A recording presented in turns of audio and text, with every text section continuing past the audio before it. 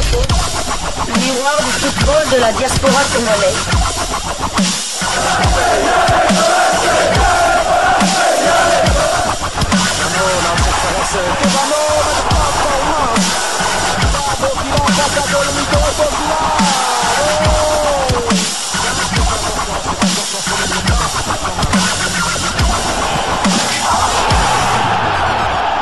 Diasco Foot, le miroir du football de la diaspora congolaise. Vous êtes sur Diasco Foot, le miroir du football de la diaspora congolaise. Diasco Foot vous dit bonjour, tout le plaisir est pour nous de vous retrouver, mais surtout de savoir que vous êtes nombreux en train de suivre votre chaîne YouTube dédiée uniquement aux footballeurs de la diaspora congolaise. C'est l'heure de partager avec vous quelques news que nous avons pu récolter pour vous, des news concernant certains de nos internationaux ou des binationaux qui se sont illustrés dans leurs clubs respectifs. Et cela dans le cadre de cette première livraison sportive de ce samedi 4 janvier 2025. Le 4 janvier est une date historique pour la République démocratique du Congo. Une date où nous fêtons, où nous pensons à nos martyrs, ceux-là même qui ont donné leur vie pour l'indépendance de ce pays. Il ne faut pas oublier que cet événement est parti d'un match de football où l'association sportive V-Club avait perdu son match face à Mikado. Aujourd'hui, Mikado est une équipe qui n'existe plus, mais dont le nom revient chaque 4 janvier en souvenir justement de cet événement qui avait vu des gens protester contre la présence des Belges dans notre pays, cette colonisation qui perdurait, et les Congolais voulaient avoir l'indépendance. Mais une question qu'on peut se poser, une question qu'on a en droit de se poser, est-ce que cette indépendance a réellement profité au peuple congolais? Nous ne sommes pas politiques, nous restons dans le cadre du domaine du football et surtout des footballeurs congolais évoluant dans la diaspora. Et pour cette première livraison, nous débutons par l'Iran. Pas de victoire pour Gaël Kakuta et sa formation d'Esteghlal FC le jeudi 2 janvier dernier devant Sepahan. Malgré toute la motivation qu'ils ont fait montre, les deux équipes se sont séparées sur la note d'un but partout. Pour ce match comptant pour la 15e journée du championnat iranien de football, Esteghlal a ouvert le score à la 22e minute grâce à Choka. Le but égalisateur de Sepahan est intervenu à la 74e minute par l'entremise de Limouchi. Le milieu de terrain congolais a disputé l'intégralité de la rencontre avec une note très positive pour sa formation. Ce nul permet à Esteghlal de consolider sa place dans le ventre mou du classement, soit à la 10e place avec 18 points en 15 sorties. Pendant que son adversaire du jour reste toujours à la 2e position avec 32 points en 15 sorties. Le championnat iranien commence à attirer des figures emblématiques du football africain comme européen, à l'instar de Gaël Kakuta, Steve Nzonzi, Ndong, Patrice Carteron qui a été notamment entraîneur du tout-puissant Mazembe et tant d'autres joueurs. Le prochain match d'Esteghlal sera le 20 janvier face à Caspian Kavzizm FC. Nous quittons l'Iran avec cette bonne nouvelle. Le métronome de l'équipe nationale de la République démocratique du Congo, Gaël Kakuta, qui a joué 90 minutes, ce qui signifie que physiquement, il est au point. J'espère que cela va durer jusqu'au mois de mars, parce que jusque-là, Sébastien Desabre n'a pas encore trouvé son remplaçant. Peut-être Ngalaël Mokaou, mais qu'il faudra encore adapter. Donc, Sébastien Desabre devra en tout cas adapter son positionnement. Alors, nous allons cette fois du côté de l'Hexagone en France, où le championnat français de 2e division a repris. On jouait d'ailleurs la 17e journée. Lionel Passinzaou et Rodez s'inclinent à domicile face à Red Star sur le score de 0 but contre 2 titulaires. Le gardien de Léopard de la République démocratique du Congo a disputé l'intégralité de ce match, et cela pour sa 2e fois consécutive. Ces statistiques lors de ce match, 2 arrêts décisifs, cela n'auront pas empêché cette équipe de Red Star de rentrer avec les 3 points. Lionel Passinzaou voit son temps de jeu porté à 1352 minutes sur les 1638 minutes possibles. Il a participé à 14 des 17 matchs avec son club, avec à la clé un but inscrit. Rappelez-vous de ce but égalisateur le soir. C'était face au FC Lorient d'un certain Gédéon Okaloulou, son coéquipier dans la la tanière.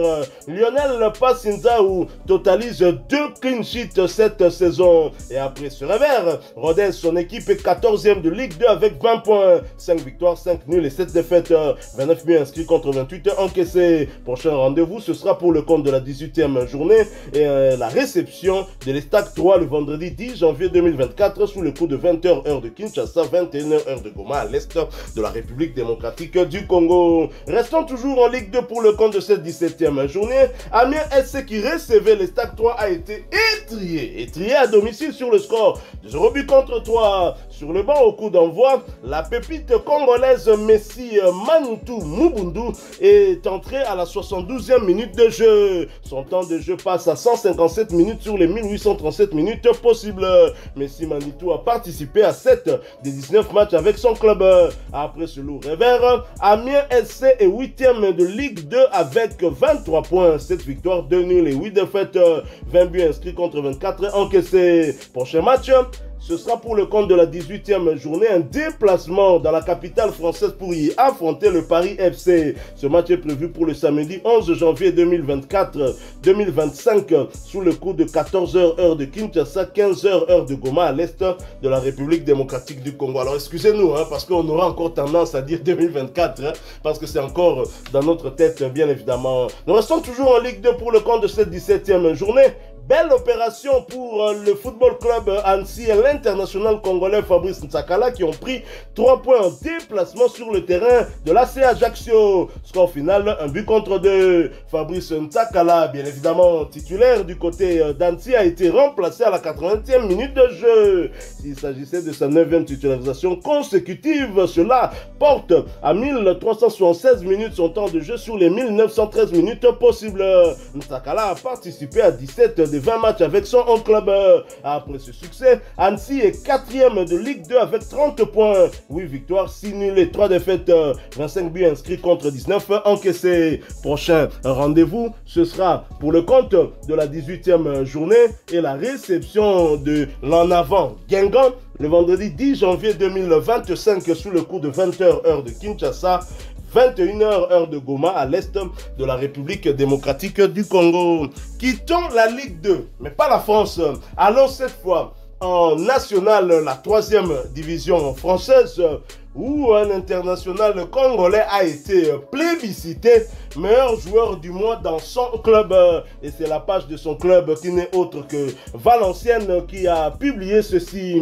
Maccabi Lilepo est votre joueur du mois de décembre présenté par Toyota. Félicitations Maccabi et merci pour vos votes sur notre application. On ne peut que dire félicitations à Glody Lilepo Maccabi qui a eu quand même quelques difficultés à son arrivée. Là, l'équipe a été reléguée en national 3e division, mais se comporte plutôt bien et ça marche de plus en plus. J'espère que cela va payer pour la suite de sa carrière. Tout à fait, félicitations encore une fois à notre Glody Lilepo national. Nous quittons la France pour l'Italie voisine où l'on disputait les demi-finales de la Supercoupe d'Italie. Pas de finale pour la Juventus de Turin qui a été battue à domicile 1-2 face au Milan AC. Et pourtant tout à fait bien débuté pour la vieille dame qui ouvra le score par l'entremise de Yildiz à la 21e minute. Les 20 dernières minutes ont été fatales aux Turinois qui voyaient Pulisic égaliser sur penalty à la 71e minute. Et 4 minutes plus tard, Gatti, le défenseur de la Juventus, marqua malencontreusement un but contre son camp. Score final, 1-2. Pierre Kaloulou avait disputé l'intégralité de la rencontre et ce pour la 13e fois consécutive. Son temps de jeu cette saison est de 2101 minutes sur les 2388 de son équipe. Il a disputé 24 des 25 matchs. Le prochain match de la Juventus de Turin aura lieu le samedi 11 janvier avec un déplacement chez le voisin du Torino dans le cadre de la 19e journée de Serie A. Notons que Pierre Kaloulou est toujours éligible pour évoluer avec les Léopards de la République démocratique du Congo. Nous quittons l'Italie, nous allons cette fois du côté du pays de Recep Tayyip Erdogan, la Turquie, vous l'avez compris, où l'on jouait la 16e journée de la Super League, championnat turc de première division. Rizespor qui recevait Beşiktaş n'a pas pu faire mieux qu'un match nul. Beşiktaş et Arthur Masuaku repartent donc avec le point du nul. Score final, Un but partout. L'international congolais Arthur Maswaku, en conflit avec son club, est resté sur le banc pour ce match. Son temps de jeu stagne à 2021 minutes sur les 2522 minutes possibles.